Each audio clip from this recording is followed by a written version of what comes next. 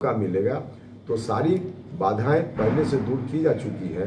तो इस बार सीधे शिलान्यास का काम होगा और इसी कार्यकाल में वह काम पूरा भी होगा, लोगों को रोजगार स्थानीय स्तर पे बाकी है। यद्यपि भारत सरकार की कोई भूमिका उसमें नहीं है, लेकिन स्थानीय स्तर पर वह प्रक्रिया भी पूरी होगी और केंद्रीय विद्यालय वहाँ भी खुल जाएगा। बीजेपी अब समय से कार्रवाई करेगी और बिल्कुल समय से बीजेपी ने कार्रवाई कर दी है, इसलिए बीजेपी को ब्लेम मत कीजिए। सीधा है, साफ है, हम लोग जानते हैं ना। अंदर की कई तस्वीर भी आई है ना, अब हम उन तस्वीरों को खुद जारी करें मुनासिब नहीं है, लेकिन आप लोगों के पास है संविधान, डॉक्टर अम्बेडकर का बनाया हुआ संविधान, और इतना मजबूत संविधान है कि दुनिया की कोई ताकत उसको नहीं बदल सकती। न्यूज़ फाउंडेशन देख रहे हैं, मैं हूं आपके साथ वंदना। राष्ट्रीय लोक मोर्चा के सुप्रीमो उपेंद्र कुशवाहा का भविष्यवाणी सत्य हो गया। जी हां, उपेंद्र कुशवाहा ने पवन सिंह को लेकर के बड़ा खुलासा किया है। उपेंद्र कुशवाहा ने मीडिया से बातचीत के दौरान में कहा कि लालू प्रसाद यादव की साजिश थी कि उपेंद्र कुशवाहा को निर्दलीय मैदान में उतारना है, क्योंकि उपेंद्र कुशवाहा से मुकाबला करने के लिए लालू प्रसाद यादव में दम ही नहीं है। यही नहीं, जब आरक्षण को लेकर के उपेंद्र कुशवाहा से सवाल किया गया तो आरक्षण को लेकर के भी उन्होंने जो है तगड़ा जवाब दिया और कहा कि हमने जो सदन में जवाब दिए हैं वह तो रिकॉर्डेड है। यही नहीं, जब प्रधानमंत्री नरेंद्र मोदी ने शुरुआती दौर में लोगों से नारे लगवाते थे कि 400 पार, अब की पार 400 पार, उपेंद्र कुशवाहा ने इसका भी जवाब देते हुए कहा कि जाहिर सी बात है कि प्रधानमंत्री नरेंद्र मोदी का जिस तरह से लोकप्रियता बढ़ा है और लोगों का जो रुझान है प्रधानमंत्री के प्रति, यह तो जग जाहिर है, किसी को बताने की आवश्यकता नहीं है। क्या देश के लोग वैसे नेताओं के हाथ में अपनी सत्ता को सौंपना चाहेंगे? हालांकि उपेंद्र कुशवाहा का भविष्य क्या होगा काराकाट में, ये तो 4 जून को पता चलेगा, लेकिन 1 जून को चुनाव होना है काराकाट लोकसभा क्षेत्र में, और अभी वर्तमान में काराकाट लोकसभा क्षेत्र जो है हॉट सीट में आ गया है। ऐसा इसलिए क्योंकि भोजपुरी जगत के सुपरस्टार कहे जाने वाले नेता पवन सिंह निर्दलीय प्रत्याशी के तौर पर हैं। बीजेपी हालांकि उन्हें जो है अपने पार्टी से निष्कासित कर दिया है। अब पवन सिंह जीत कर भी तो जाएंगे कहां? वहीं राजा राम कुशवाहा जो इंडिया गठबंधन के प्रत्याशी हैं, अब उन पर भी कहीं न कहीं जो है खतरे का बादल जो है वो मंडराने लगा है। लेकिन इन सबों के बीच उपेंद्र कुशवाहा का भविष्य क्या काराकाट में होगा, ये तो आने वाला वक्त ही तय करेगा। आगे हम उन तमाम बयानों के साथ छोड़े जाते हैं कि क्या कुछ कहना है राष्ट्रीय लोक मोर्चा के राष्ट्रीय अध्यक्ष उपेंद्र कुशवाहा का। क्या माहौल है सर? माहौल बिल्कुल एनडीए के पक्ष में है। कुछ लोग कन्फ्यूजन पैदा करने की कोशिश शुरुआती दौर में कर रहे थे, अब तो धीरे धीरे सब लोग उनके कन्फ्यूजन की कोशिश को समझ चुके हैं। इसलिए एक तरफा माहौल एनडीए के पक्ष में मजबूती से है पूरे लोकसभा क्षेत्र में। और देखिएगा 4 तारीख को जब गिनती होगी तो पता चलेगा, चारों तरफ एनडीए एनडीए एनडीए है। क्षेत्र में चल रहे हैं आप, पूरा कवर हो गया है कि कुछ बाकी है? देखिए, पूरा कवर होने जैसा तो कभी हो नहीं सकता है। 2000 से ज़्यादा गांव है, तो सभी गांव में, हर टोला में, हर व्यक्ति तक आदमी पहुंच जाए, यह कहाँ संभव है? जबकि लोगों की अपेक्षा तो रहती है कि हमारे यहाँ है, हमारे यहाँ है। कोशिश लगातार हम लोग कर रहे हैं, लेकिन सभी जगह तक पहुँचना संभव नहीं है। फिर भी कोशिश है कि अधिक से अधिक जगह तक हम लोग पहुँचे। देवकुंड में आप केंद्रीय विद्यालय खोलने की कोशिश किए थे? केंद्रीय विद्यालय खोलने की कोशिश हम किए, और भारत सरकार में तब हम मंत्री थे। मंत्री रहते हुए जो भी काम उस विद्यालय के खोलने के लिए आवश्यक था, हमने सब काम कर दिया। विद्यालय स्वीकृत कर दिया, आज भी विद्यालय स्वीकृत है भारत सरकार की फाइल में। स्थानीय स्तर पर थोड़ी औपचारिकता होनी थी जो नहीं हो पाई, जिसके चलते विद्यालय उस वक्त नहीं बना। अब आगे आने वाले दिनों में जो भी प्रक्रिया स्थानीय स्तर पर बाकी है, यद्यपि भारत सरकार की कोई भूमिका उसमें नहीं है, लेकिन स्थानीय स्तर पर वह प्रक्रिया भी पूरी होगी और केंद्रीय विद्यालय वहाँ भी खुल जाएगा। तो लोग आश्वस्त रहें कि इस बार आप जीतेंगे तो खुलेगा?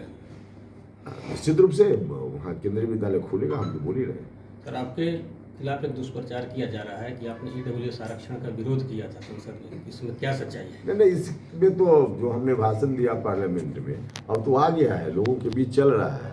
अब किसने डाला, कहाँ डाला मुझको नहीं मालूम, लेकिन चल रहा है।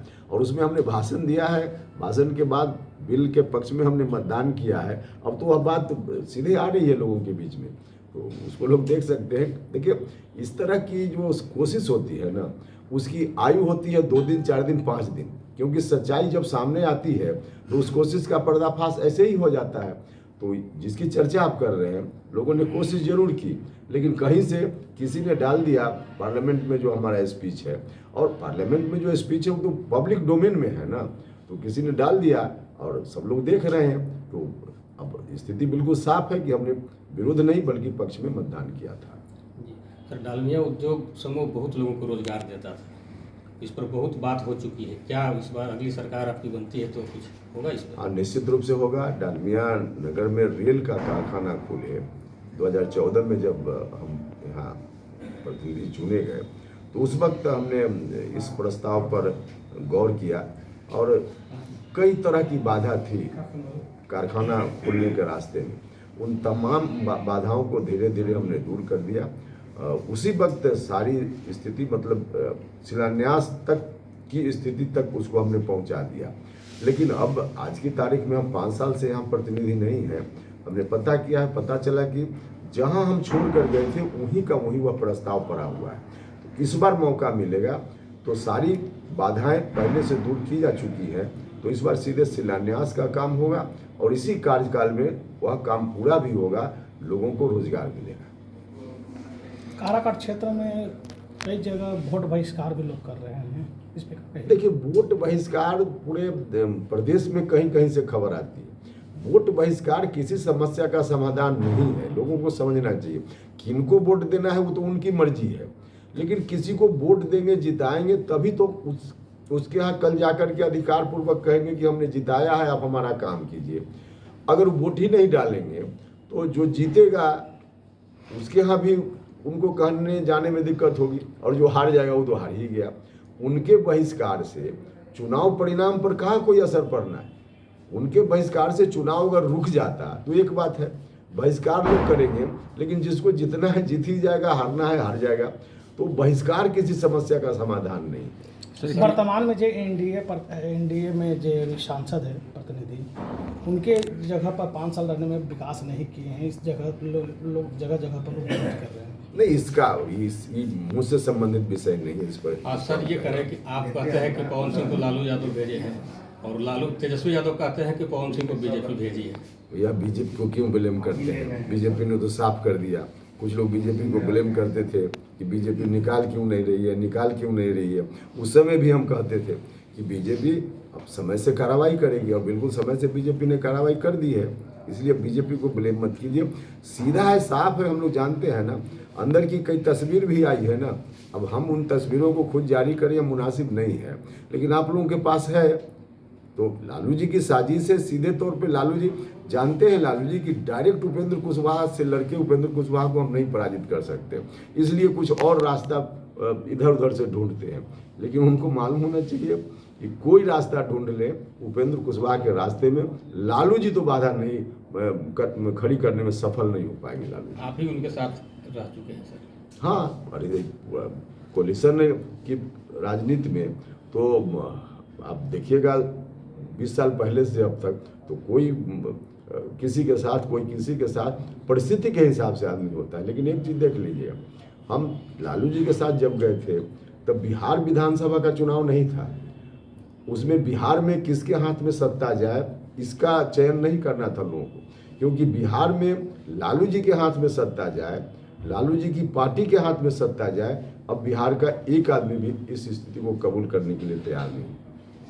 एक चीज़ और जानना चाह रहे हैं सर, जिस जनमानस में जिस तरह से दुष्प्रचार किया जा रहा है कि आखिर मोदी क्यों कहते हैं 400 बार, कहीं ना कहीं संविधान पर खतरा है, इसमें क्या कहेंगे आप? देखिए, फालतू बातें हैं इस तरह की बात। हिंदुस्तान का संविधान डॉक्टर अम्बेडकर का बनाया हुआ संविधान है, और इतना मजबूत संविधान है कि दुनिया की कोई ताकत उसको नहीं बदल सकती है। जहाँ तक मोदी जी का सवाल है, मोदी जी ने संविधान